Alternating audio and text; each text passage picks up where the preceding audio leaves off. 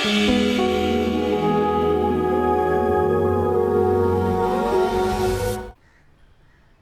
বাজে কথা বলবে না। আমি কোথায় সন্দেহ করেছি, শুধু জিজ্ঞেস করেছি কি হয়েছে। আমি খুব ভালোভাবে জানি সব তোমার সন্দেহ। শোনো, যে কাজ করে তার টেনশন থাকে, কাজের টেনশন। তুমি বাড়িতে বসে থেকে কাজের টেনশন কি করে বুঝবে? বাবা বাবা বাবা, আমি বাড়িতে এমনি বসে থাকি? তোমার মেয়েকে কে দেখবে? আমার মেয়ে মানে? আমার মেয়ে মানে কি? তুমি কে? ও রায়া? এসব কি ভাষা তোমার? কেন কেন আমার মাথাটা খাচ্ছ কাদের তুমি? সাথে মিশছো তুমি, আমাকে একটু বলবে? এইসব কথা বলছো আজকাল। আমার মাথা খারাপ হয়ে গেছে, আমি পাগল হয়ে গেছি। শান্তি, শান্তি কাকে বলে সেটা তুমি জানো? কি হয়েছে তোমার ভগবান জানে।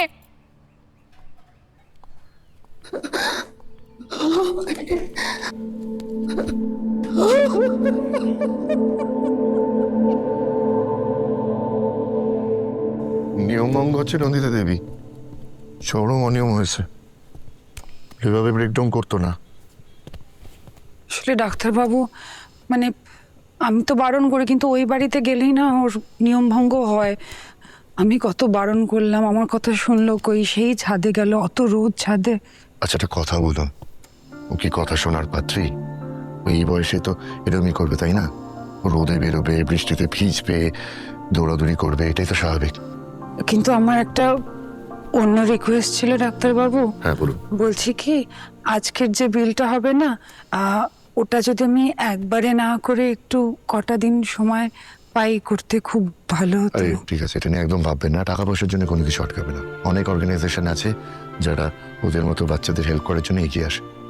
ও হ্যাঁ, ভালো কথা, ব্যাঙ্গালুরুতে একটা মাল্টি স্পেশালিটি আয়ুর্বেদা হসপিটাল আছে, যারা এসিলি নিয়ে অনেক গবেষণা করছে, অনেকটা অ্যাডভান্স পড়াশোনা করছে, এগিয়ে যাচ্ছে। তো আমি ওর লিঙ্কটা আপনাকে পাঠিয়ে দেবো, আপনি একবার স্টাডি করে নিন।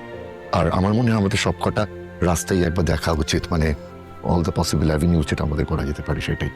ঠিক আছে, আমি ডিসচার্জ লিখে দিচ্ছি, বিকেলবেলা ছাড়িয়ে নিয়ে যান, আর খেয়াল রাখবেন, ঠিক আছে?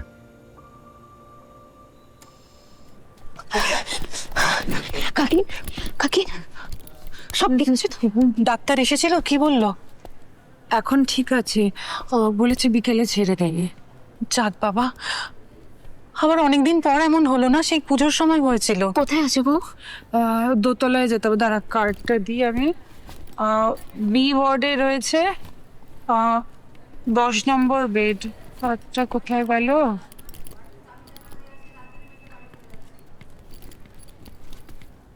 আমি আসছি, আমি আসছি।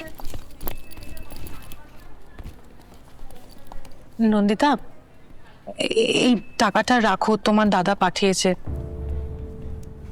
এখন তো অনেক খরচ, আমাদের তো তেমন সামর্থ্য নেই, এইটুকু যদি তোমার কাজে আসে। আমাকে এইভাবে ভিক্ষে দিও না গো, খুব অপমানিত লাগে। ভিক্ষে? এসব কি বলছো তুমি? ভিক্ষে? আরে নিজের মানুষেরা হেল্প করবে না তো কে হেল্প করবে? কি যে বলো দিদি, নিজের মানুষ, নিজের লোক যদি সত্যি হতাম, তাহলে কখনো তোমরা আমাকে অর্ণবের মৃত্যুর জন্য দায়ী করতে? কখনো সম্পত্তি ভাগাভাগির সময় অর্ণবকে বাদ দেওয়ার কথা ভাবতে পারতে? প্রথমেই ধরে নিতে কখনো যে অর্ণবই অড ম্যান আউট? এটা হতো? এমনটা কেউ ভাবেনি নন্দিতা। অন্তত তোমার দাদা আর আমি তো নই, বরং তোমার দাদাই মনে করে যে পলুই সেই বাদ দেওয়ার সন্তান।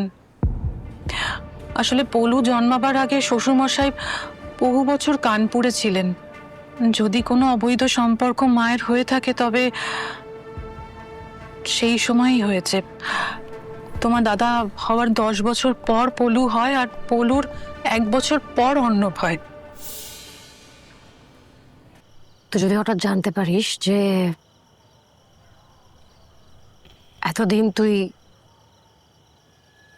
নিজের জন্মের ইতিবৃত্তান্ত সম্পর্কে যা যা জানতিস সব মিথ্যে, কিরকম লাগবে বলতো তোর? মানে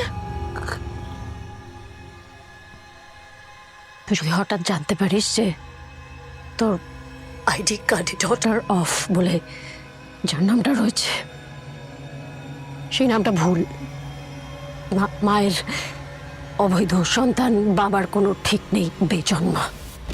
মানে তোমার বাবা অন্য কেউ?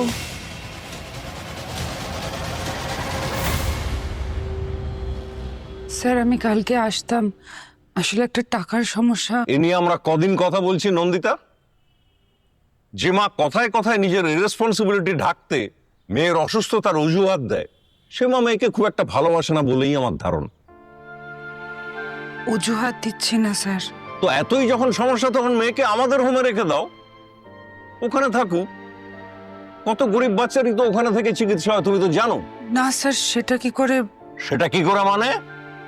নন্দিতা, আমরা গরিব মানুষদের জন্য চ্যারিটি করি, সুন্দরবনের গরিব বিধবাদের জন্য চ্যারিটি করি।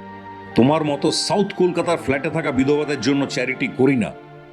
যদি তোমার চ্যারিটি দরকার হয় তাহলে অ্যাপ্লাই করো, লোক ঠকিও না। আর মেয়ের শরীর খারাপ বিক্রি করে রোজগার করো না, ওই টাকায় ওষুধ খেলে মেয়ে সারবে না।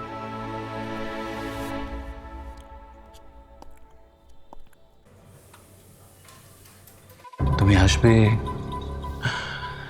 এতদিন অর্ণবকে যেভাবে ইন্সপায়ার করেছো সেভাবে আমাকে করবে? তুই বেটাকে একটা ঠাঁটিয়ে থাপ্পড় মারতে পারলি না? আমার তো ঘেন্না করছিল, আমি তো বেরিয়ে চলে এলাম। চথা ওর বাচ্চা মুখে তো জুতো মেরে রাখে। চ চ চ চ চ। না, একদমই না। আমার এখন সৌনকের পেছনে ছোটের মতো সময় নেই দেবু। তোর টাকাটা তো নিবি নাকি? কাকাবাবুকে ফোন করব, বলবো যে একটা উকিলের চিঠি পাঠাতে হবে। চাকরিটাও গেল রে, কালকে ক্রেডিট কার্ডের ইনস্টলমেন্টে দিতে হবে, না দিলে আবার বাড়িতে এসে ওরা অশান্তি করবে। আমি মরছি আমার জ্বালায়, আর তুই নাকি যাবি এখন ওকে মারতে। তোর যদি আমায় কোনো হেল্প করতে হয় না, একটা চাকরি খুঁজে দে না দেবু। দেখে বুঝতে পারছিস না আমাকে, আমার একটা কাজের কতটা দরকার।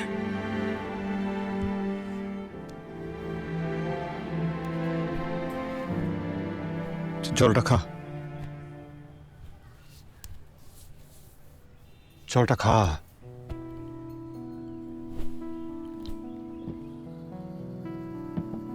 কত টাকা হয়েছে তোর ক্রেডিট কার্ডের? কত টাকা হয়েছে ক্রেডিট কার্ডের? কেন? কেন আবার কি? আমি দিয়ে দেবো আপাতত। না, ওটা আমি দেখছি। তুই আমার কাছ থেকে টাকা নেওয়ার ব্যাপারটা বারবার অ্যাভয়েড করিস কেন বলছো? ইগো। আমাকে রিজেক্ট করে অর্ণবকে বিয়ে করেছিলিস বলে ইগোতে লাগে নাকি? তাহলে প্রয়োজনে তোকে বলতাম না রে। এই শোন, আমি এমনি টাকার থেকে বেশি ইম্পর্টেন্ট কি জানিস? পাশে থাকা। আর for that Debu, I will be forever grateful to you. ওই প্রপোজালের চ্যাপ্টারটা আমি কবেই ভুলে গেছি, নইলে আমি তোকে আমার এত কাছের বন্ধু হিসেবে একসেপ্টই করতে পারতাম না। কিন্তু তুই না সামহাও ভুলতেই পারিস না। তুই আজও আমাকে শুধু বন্ধুর চোখে দেখতেই পারিস নি রে।